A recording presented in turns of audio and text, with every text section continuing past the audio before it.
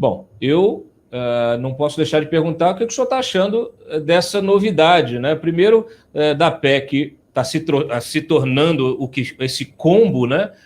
E aí utilizarem isso para enfiar mais outras coisas. A gente já tem uma discussão complexa, difícil, toda a equação para a montagem do Auxílio Brasil, nós trouxemos os detalhes disso já na semana passada. Realmente é uma equação super delicada. Esse tipo de iniciativa dos seus colegas não acaba prejudicando o resultado final para a aprovação de um programa que tem um objetivo social importante no momento em que a fome se alastra pelo país? Bom, Cláudio, para a gente falar sobre a questão orçamentária, é importante a gente contextualizar quem está nos assistindo e entender o que é a medida provisória do Auxílio Brasil, porque senão a gente mistura, né, Auxílio Brasil com PEC dos precatórios, com imposto de renda, com lei de responsabilidade fiscal, enfim, e vira uma salada mista difícil de quem está nos assistindo compreender.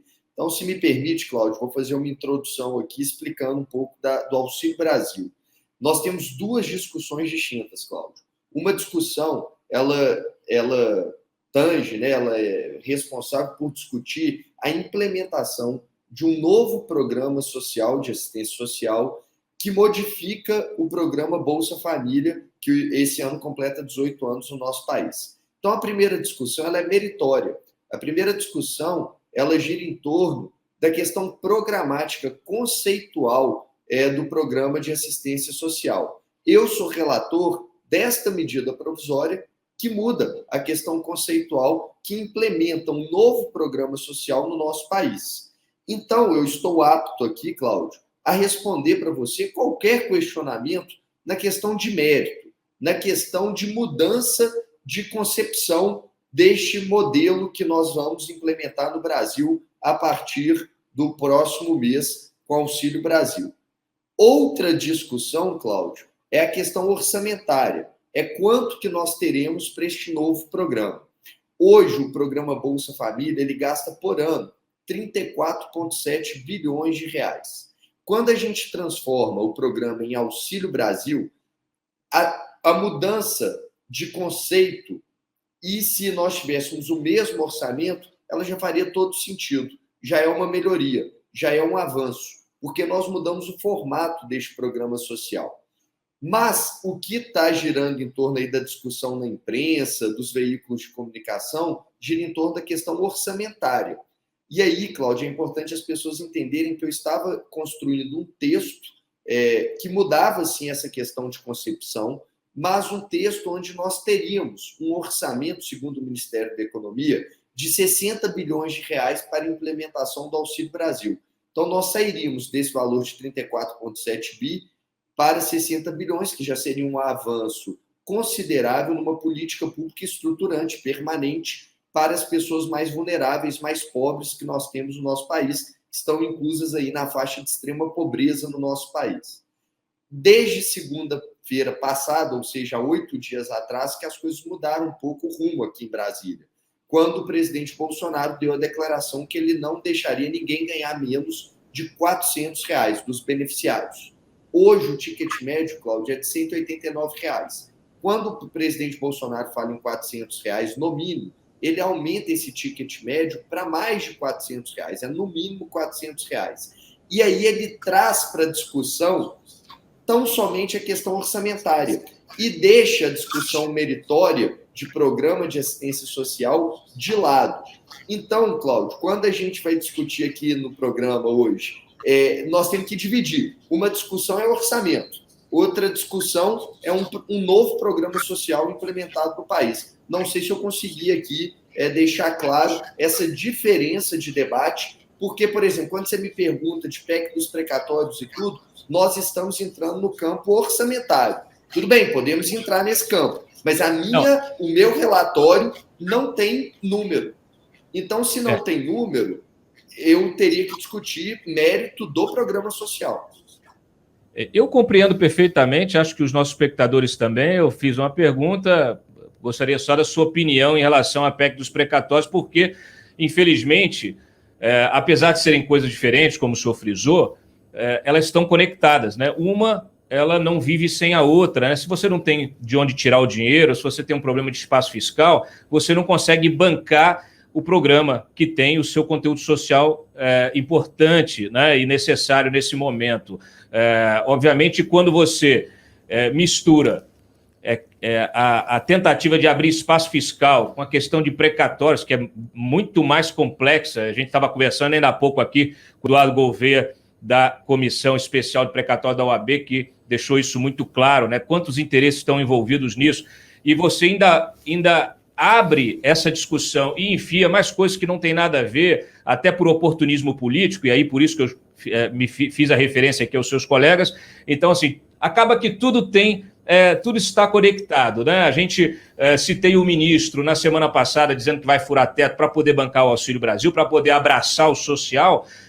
Você hoje já tem aqui um rally especulativo de aumento da Selic amanhã do Copom. Quer dizer, o mercado está nervoso, está esperando um aumento. Esse choque de juros que pretendem dar, ele pode ter uma consequência nefasta para a economia e gerar, inclusive, uma paralisação da produção, uma paralisação da geração de empregos no momento que você precisa produzir, precisa aumentar, você aumenta o crédito, se você aumenta os juros, então você dificulta a geração de emprego, dificulta o empreendedorismo, dificulta essa recuperação tão necessária nesse pós-pandemia, e aí você vai de novo no mesmo problema, quer dizer, você vai ter mais desemprego, mais fome. Então, só aqui, sintetizando, eu vou passar a palavra aqui para o Antônio Timóteo, porque ele está bem... Posso responder? Posso responder o que você me perguntou, né, o que eu acho disso? Né, sobre... eu gostaria. Exato.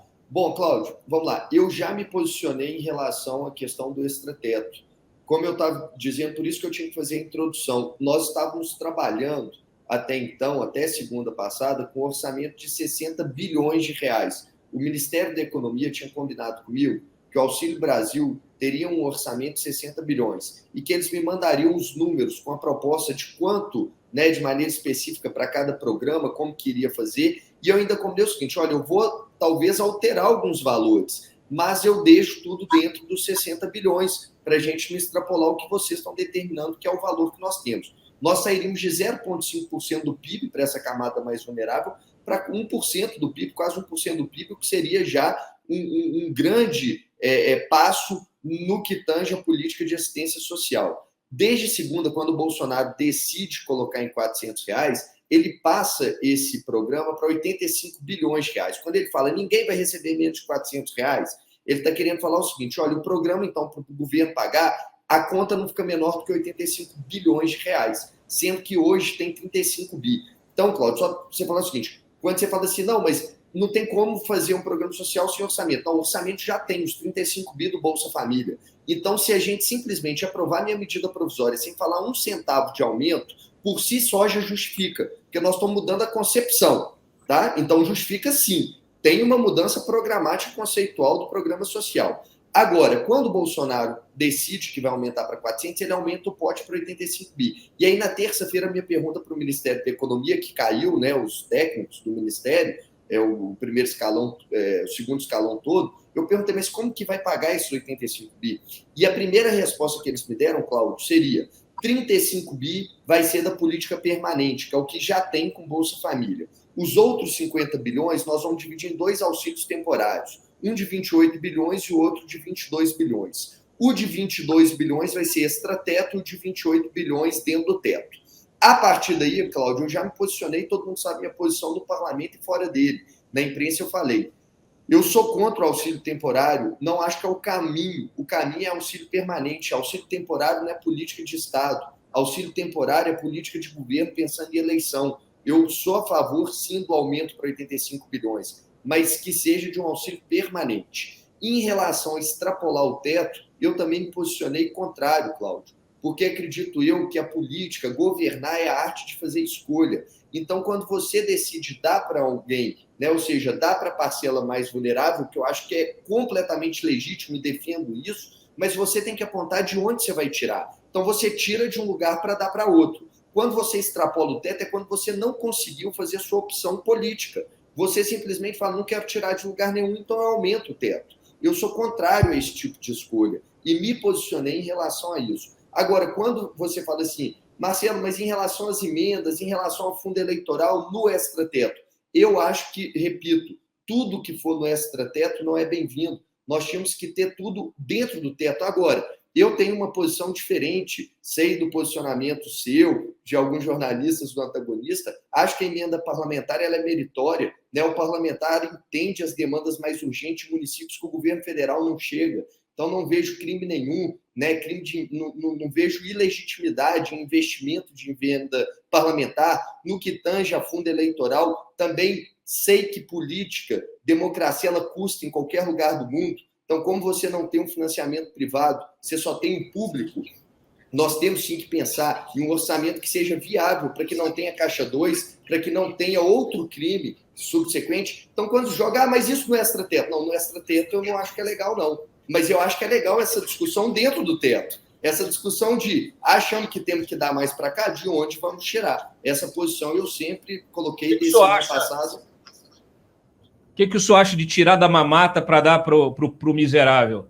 Por exemplo. Qual mamata, Cláudio?